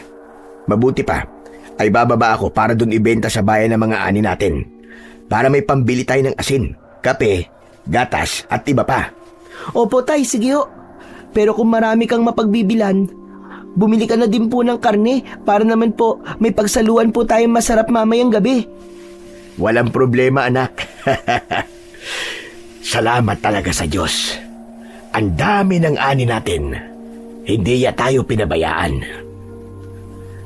Ganun na nga ang ginawa ni tatay. Halos linggo-linggo siyang bumababa sa bayan. Laging puno ang kariton ng mga gulay at lahat ng yon ay napapaubos niya sa palengke. Ang balita tungkol sa matandang galing sa bundok na nagbebenta ng mga sariwa at masasarap na gulay ay mabilis na kumalat. Naging bukang bibig siya ng mga tinderong uhaw sa supply dahil sa tindi ng tagtuyot. Pero ang hindi namin alam, ang tagumpay na ito na inakala naming magliligtas sa amin sa pagkagutom, ito pala ang magiging mitya ng isang malaking problema. Nakarating ang balita sa mga taong hindi lang gulay ang gustong makuha mula sa amin.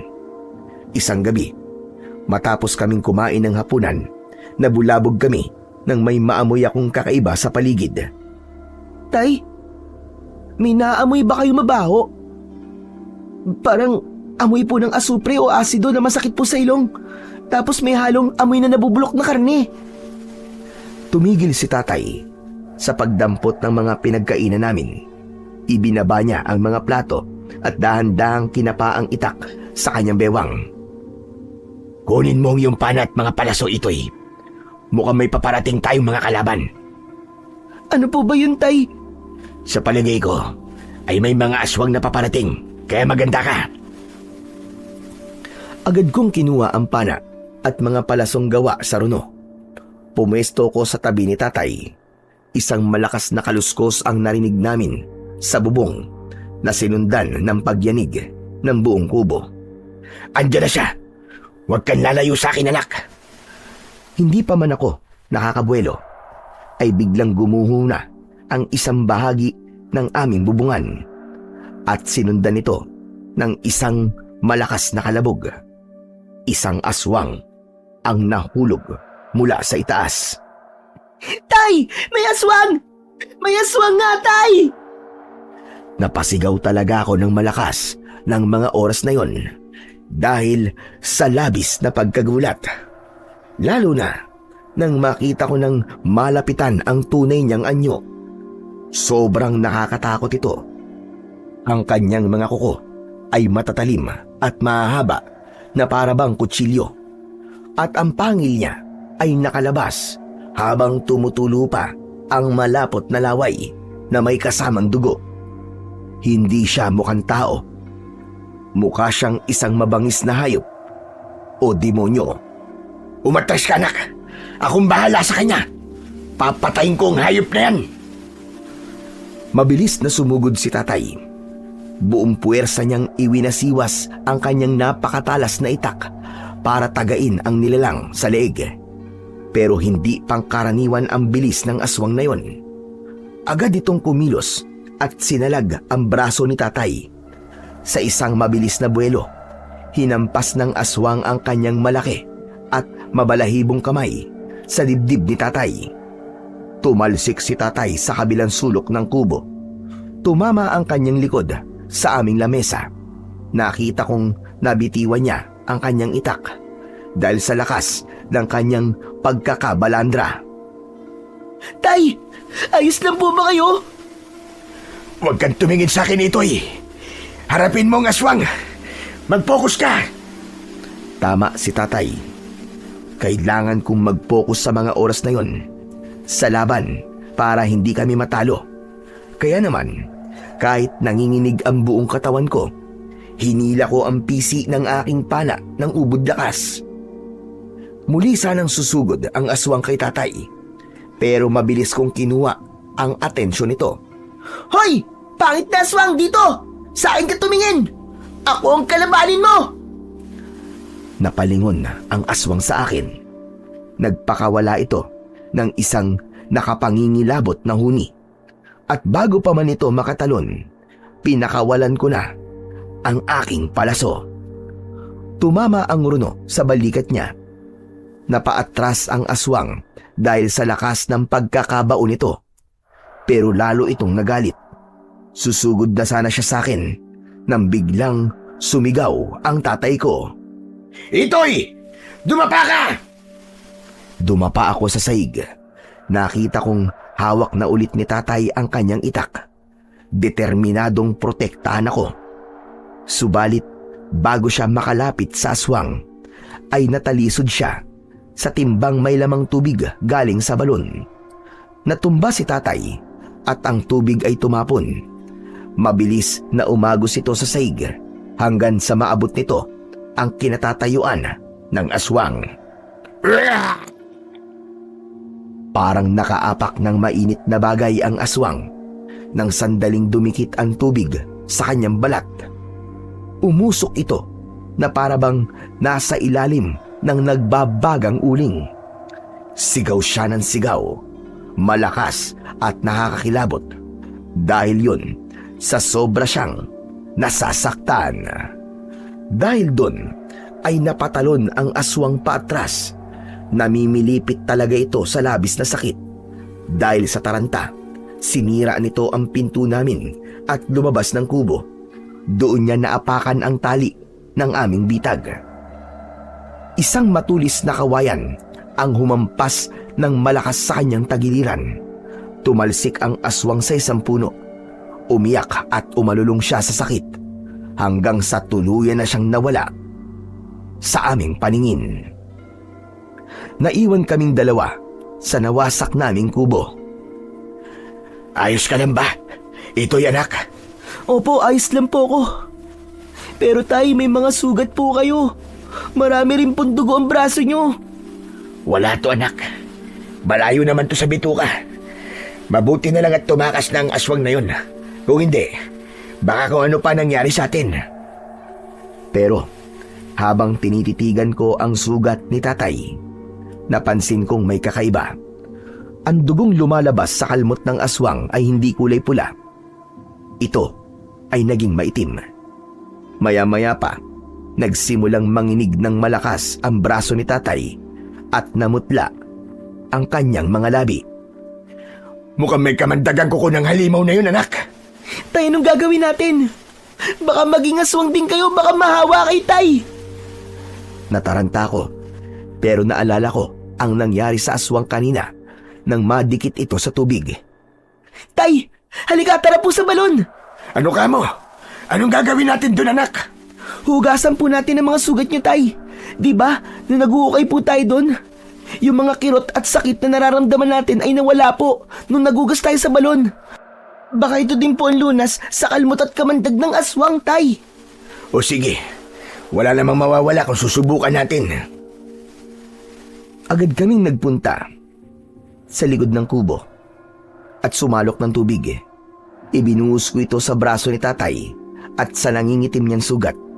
Ilang sandali pa, unti-unti nang nawala ang itim na kulay. Ang malapot na dugo ni tatay ay naging malinis at naging pula na ulit.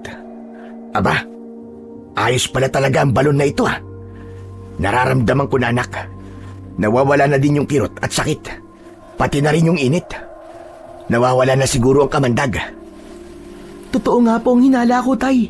Ang tubig na po ito ay panlaban po sa kanila. Pero gamot naman po para sa ating dalawa. Tama ka, anak. Isang malaking biyaya ang balon na ito. Bigay ng langit. Kaya po pala malulusog at magaganda po ang mga ani natin. Dahil ang tubig sa balon ay parang tubig po ng buhay. Wala na po tayong dapat na ikatakot, Tay, hanggat nandyan po ang balon. Tama. Ang balon na ito ang pinakamahalaga nating kayamanan na dapat natin bantayan. Binantayan naming mabuti ni tatay ang balon. Hindi lang yon. Lagi na kaming nag-iimbak ng tubig nito sa loob ng kubo para kung sakaling sumalakay muli ang mga aswang, may nakahanda kaming panlaban sa kanila. Ibinabad din namin ang aming mga gulok at sandata sa tubig ng balon. Alam naming hindi na ito basta ordinaryong sandata lang. Ngayon, tiyak na makakapatay na ito ng kahit na anong nilalang ng kadiliman. Isang tanghali, naiwan akong mag-isa dahil bumaba si tatay para magbenta ng mga gulay. Habang naglilinis ako sa loob, may napansin akong aninong gumagalaw sa labas. Pagsilip ko sa bintana, laking gulat ko nang makita ang isang lalaking nakatulukbong na nakatayo sa tabi ng aming balon. Huli na nang mapagtanto ko ang ginagawa niya. May ibinuhos siyang bote ng malapot na itim na likido sa loob ng balon. Hoy! Anong ginagawa mo? Lumayas ka dyan! Agad kong kinuha ang pana at tinutukan siya. Ni hindi man lang natinag ang lalaki. Binigyan lang niya ako ng isang nakapangingilabot na ngisi bago mabilis na naglaho sa kakawian. Kumaripas ako ng takbo palabas para tignan ang balon. Pagdungaw ko, nanlumo ako sa nakita ko. Ang dating malakristal at amoy rosas sa tubig ay naging kasing itim na ng tinta at napakabaho. Nang dumating si tatay, agad kong isinumbong ang nangyari. Ano sabi mo? Diyos ko, paano na ang mga tanim natin kung madumi na ang tubig? Pasensya na po, Tay. Hindi ko po naprotektahan ng balon. Huwag kang humingi ng tawad. Wala kang kasalanan, anak. Halika, punta natin ang balon. Madali ka! Sinubukan naming salukin ang dumi, ngunit tila kinain na ng itim na likido ang buong bukal. At sa loob ng 3 araw, nasaksihan namin ang unti-unting pagkamatay ng balon. Ang tubig ay tuluyan ang natuyo.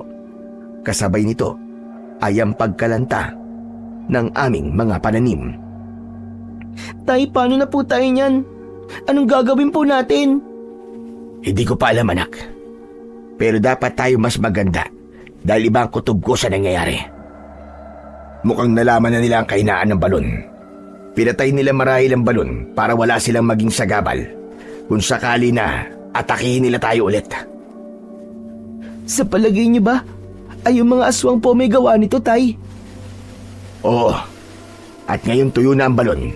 Sigurado kung susugod sila mamayang gabi. Kaya maganda ka, anak. Ipunin mo ang lahat ng palasong meron tayo.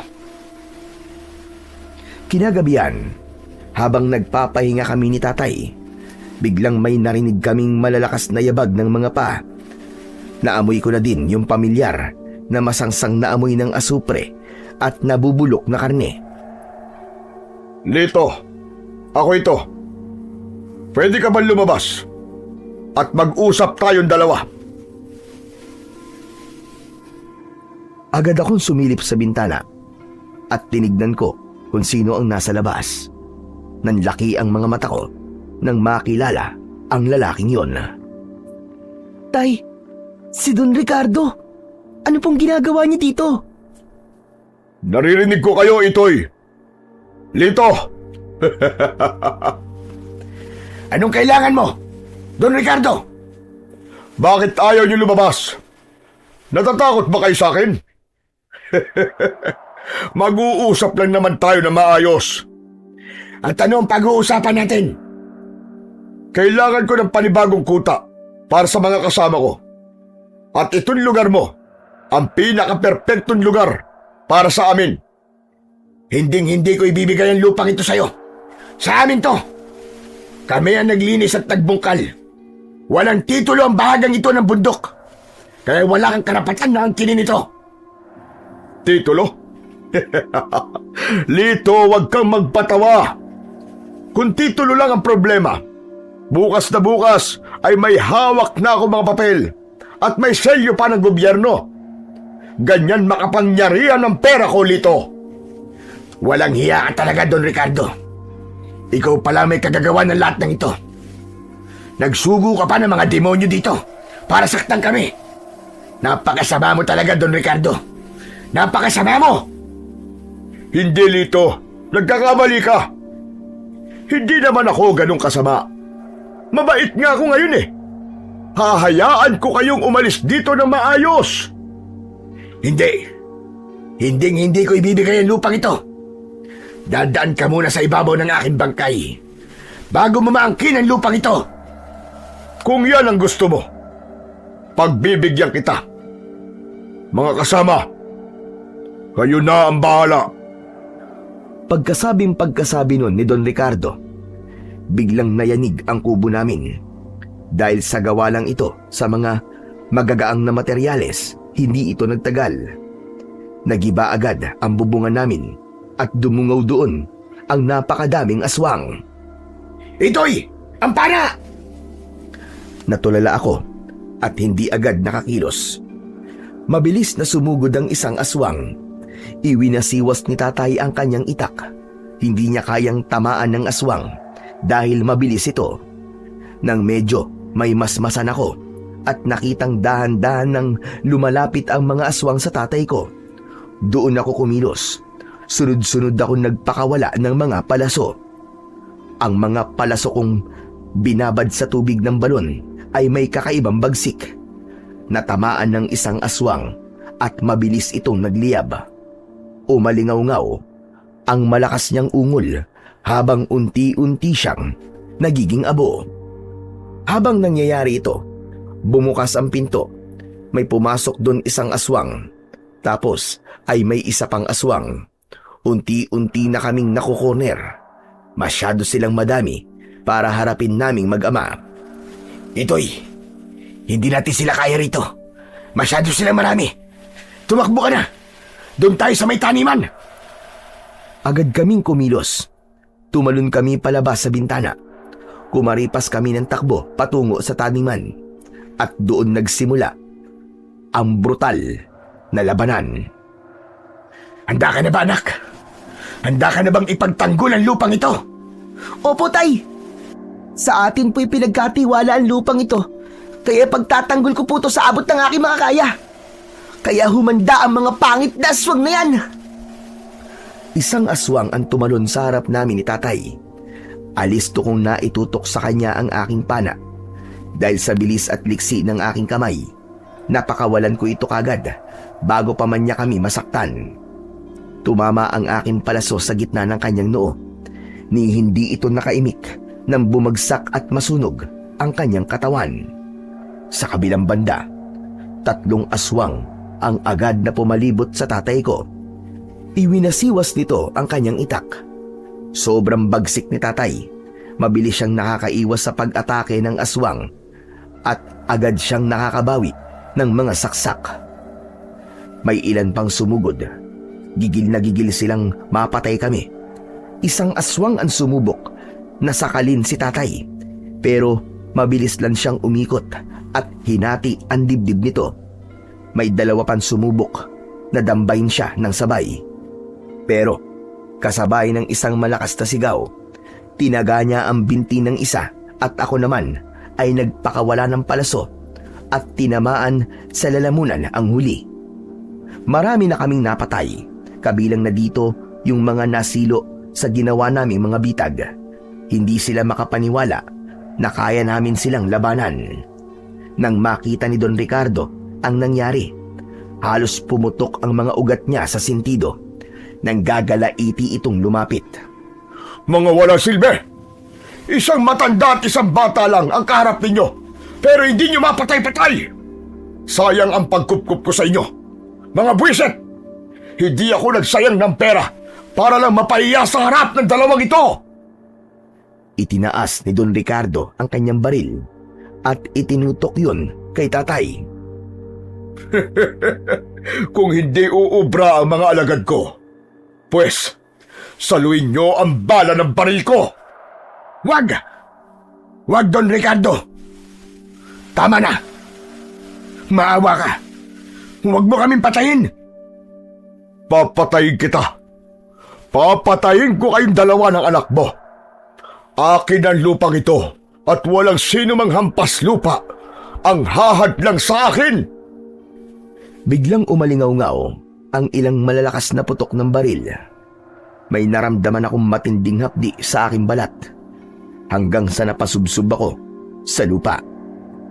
Tay! Tinawag ko ng paulit-ulit si tatay pero nakita kong bumagsak na siya. Maya-maya pa ay nakaramdam din ako ng hilo at bumagsak na rin. Kapwa pala kami may tama ng bala. Habang nakadapa kami, nakita kong palapit si Don Ricardo kasama ang kanyang natitirang mga kampon. Diyan kayo na babagay! Sa putik!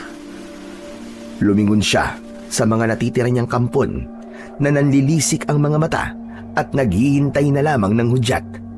Itinuro niya kami gamit ang dulo ng kanyang baril. Ano pang hinihintay nyo? Tapusin nyo na mga yan! Huwag kayo magtitira ng kahit isang buto! Kainin nyo sila! Gawin ninyong hapunan ng mag-amang ito para malaman ng lahat kung anong nangyayari sa mga humaharang sa gusto ko. Sa utos na yon, naghandang sumunggab ang mga aswang pero biglang nagbago ang ihip ng hangin. Biglang nawala ang buwan at natakpan ng maitim na ulap. Isang nakabibing dagundong ng kulog ang umalingaw-ngaw at sa isang iglap, isang matalim na kidlat ang gumuhit mula sa langit at tumama ng direkta kay Don Ricardo. Wala siyang nagawa. Sa isang iglap, nasunog ang kanyang katawan na siya niyang ikinamatay. Bumuhos ang napakalakas na ulan matapos yun at naging sunod-sunod ang pagtama ng kidlat sa mga natitirang kampon ng kadiliman. Nang mamatay na silang lahat, saka lang muling kumalma ang kalangitan. Naging banayad na ang buhos ng ulan. Tay! Mamamatay na po ba tayo, Tay? Hindi, anak. Humingi tayo ng awa sa Panginoong Diyos. Marami ng himalang nangyari. Ngayon pa ba tayo susuko? Ngayon pa ba tayo hindi mananalig sa ating mga gabay at tagapagligtas? Nagsimula kaming magdasal ni tatay at sa gitna ng panlalabo ng aking paningin, may nakita akong lalaki na nakatayo sa ibaba sa tabi ng natuyong balon. Itinaas niya ang kanyang mga kamay. Nakita kong may umangat na tubig mula sa balon at lumutang ito sa hangin. Pumunta ito sa amin. Ilang sandali pa ay huminto ito sa tapat namin ni tatay at kusang pumasok sa aming bibig. Biglang guminhawa ang aking pakiramdam. Nawala ang hapdi, nawala ang kirot, pero pagkatapos nun, biglang dumilim ang lahat hanggang sa wala na akong maalala. Medyo maliwanag na nang magising ako. Nang tignan ko ang paligid, nakita ko si tatay na wala pa ring malay. Tumayo ako at nilapitan siya. Nang makita kong humihinga siya, doon lang ako nakahinga ng maluwag. Buhay ang tatay ko. Isa na namang himala ang nangyari. Napasulyap ako doon sa may balon. Napakunot noo ako nang makitang may lalaki doon na para bang nagdarasal. Nang matapos magdasal, ay sumalok ito ng tubig sa balon at ipinainom ito sa kanyang kasamang kalabaw. Pamilyar sa akin ang anyo ng lalaking yon. Yung damit niya, yung buhok, yung postura at iba pa. Para bang nakita ko na siya at hindi ko lang maalala kung saan. Tumayo ako para sana lapitan ang misteryosong lalaki. Pero sa muli kong pagtingin, wala na yun lalaki at ang kanyang kalabaw. Tay, gising! Gising na po! Anak, buhay tayo. Buhay tayo. Iniligtas tayo ng mga espiritu. Opo, Tay. Isang himala na naman po nangyari. Talagang binabantayan po tayo at pinoprotektahan dito po sa bundok. Eh, yung mga aswang, nasan sila? Ano nangyari sa kanila? Si Don Ricardo. Wala na po sila, Tay. Sinunog po sila ng malalakas na kidlat. Kinaawaan po tayo uli ng langit, Tay. Tinulungan po tayo ng Panginoon. Diyos ko. Salamat, Diyos, amang makapangyarihan sa lahat. Napakabuti niyo po talaga sa amin ng anak ko. Salamat ho sa palagi niyo pong pagliligtas sa amin. Salamat dahil hindi niyo ho kami pinabayaan. Oo nga po, Tay, ang galing po talaga. Pero, Tay, hindi pa po doon tapos ang himala. Ano ka mo? Ano pang hindi pa tapos? Anong ibig mo sabihin? Bumalik na po ang tubig sa balon. Nakita ko po may lalaki, Tay. Sumalok po ng tubig doon at ipinainom po sa kanyang kalabaw. Ano ka mo, lalaki? Sinong lalaki? Hindi ko po siya kilala eh. Tara, Tay, tignan po natin. Tumayo kami ni Tatay at naglakad papunta sa balon. Sana nga, bumalik na ang tubig para may pandilig na tayo ulit. Nang makalapit na kami, laking tuwa namin ni Tatay nang makita uli ang malakristal nitong tubig. Ngunit habang nakatitig ako sa balon, may nakita akong kumikislap na bato sa gilid nito. Tay, tignan nyo. Ang ganda. Oo nga, isang napakagandang bato. Sa palagay ko ayan na dahilan kung bakit may kapangyarihan ng balon at kung bakit ang tubig nito ay kinatatakutan ng mga aswang. Talaga po? Ano po ba yan? Isang mahiwagang mutya ito, anak. May naikwento na sa akin ng lolo mo noon tungkol sa mga mutya ng kalikasan na may kapangyarihan laban sa mga kampon ng kadiliman. Kung ganun, Tay, isa po itong biyaya mula sa langit. Oo, isang biyaya talaga, anak. Pero alam mo ba kung ano ang dapat nating gawin dyan? Ngumiti ako. Dahan-dahan kong kinuha at saka ito binitiwan sa loob ng balon. Manatili ka sanang gabay namin. Munting mutya. Salamat sa lahat ng pagpapala. Pagbagsak ng mutya sa tubig, isang pamilyar na amoy ng rosas ang muling humalimuyak. Itoy, tara, bumaba tayo sa baryo at magsimba.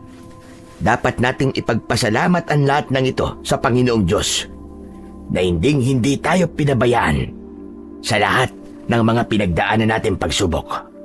Opo, Tay, magbibihis lang po ako sandali. Sobrang excited ako ng mga oras na yon dahil sa wakas, matapos ang ilang buwan, ay muli akong makakababa.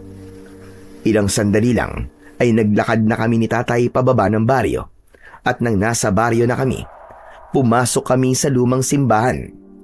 Pagpasok pa lang ay napatigil na ako sa harap ng isang imahe. Nanlaki ang mga mata ko nang makita ang rebulto ni San Isidro Labrador. May kasama siyang kalabaw at ang kanyang damit kapareho nung lalaking nakita ko sa tabi ng balon. Tay, siya po yun, oh. Yung lalaki po nagligtas sa atin ng gabi. At siya rin po yung lalaki na naglinis po ng balon natin. Napaluwa si Tatay at dahan-dahang lumod.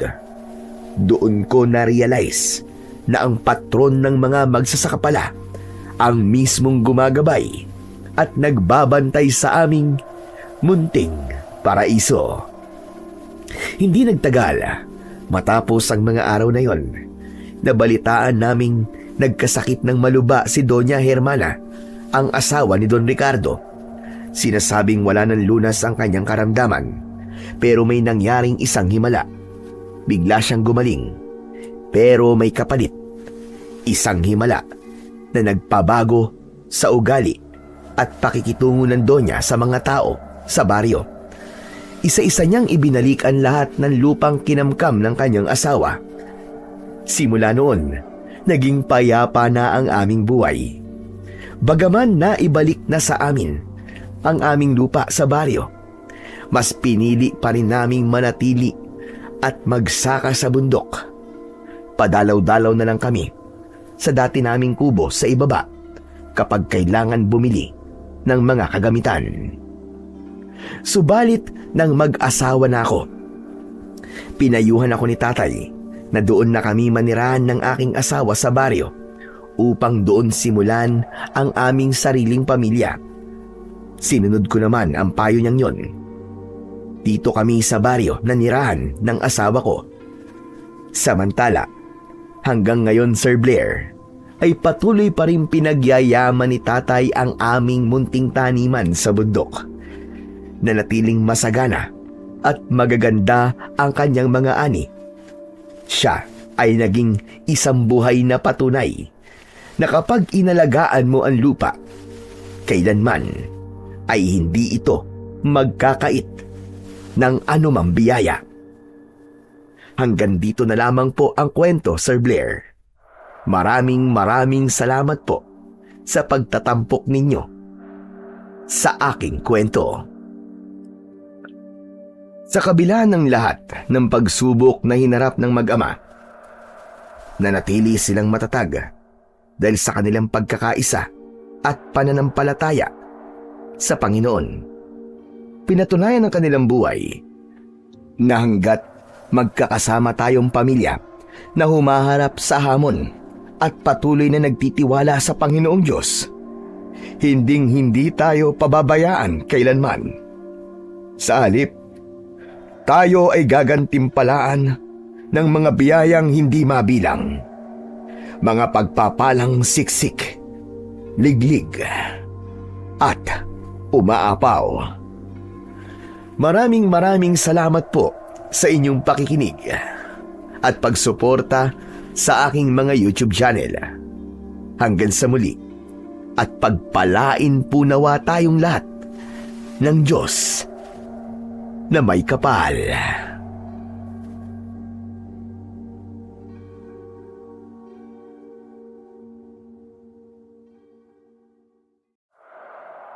Magandang araw.